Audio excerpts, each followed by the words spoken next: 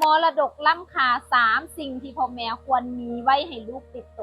สอนให้ซื่อสัตย์บ่โกงบ่เอาเปรียบคนอื่นเพราะว่าอย่าลืมว่าคำว่าซื่อสัตย์นี่นะเป็นต้นทุนชีวิตที่เงินก็บ่สามารถที่จะซื้อได้ต้องเป็นจิตใจของคนคนนั้นเท่านั้นที่มีมันจึงจะเฮ็ดให้รู้ว่าความซื่อสัตย์นี้มันมีคุณค่าส่ำใดและคนซื่อสัตย์นะไปใส่ก็บ่ตายซื้อกินบ่หมดคดกินบ่ดนและข้อที่2คือสอนให้ฮู้จักเก็บฮู้จักพอ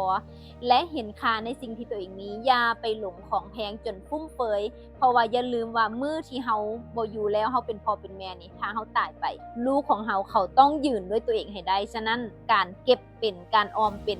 การที่เห็นค่าในสิ่งที่ตัวเองมีนี่จะได้ค่ะเจ้ามีความสุขและสามารถที่จะยืนได้สิ่งสุดท้ายคือสอนให้สู่ชีวิตอย่าสอนให้ข้าเจ้าสบายเกินไปเพราะว่าโลกในความเป็นจริงนี้มันบ่ง่ายมันบ่สบายถ้ามื้อนึงเฮาบ่ได้ปกป้องข้าเจ้าได้แล้วเวลาที่ข้าเจ้าเจอปัญหามันจะเฮ็ดให้ข้าเจ้าหนีปัญหาแทนที่จะแก้ปัญหาฉะนั้นแล้วโลกบ่ได้สวยงามจงสอนให้ลูกรู้จักสู้ตั้งแต่ยังน้อยๆมันจะได้ข้าเจ้ากุ้มตัวเองได้เนาะสำหรับใครที่เป็นพ่อแม่เหมือนกับที่ตุ๊กตาเป็นแม่อยู่นี่ก็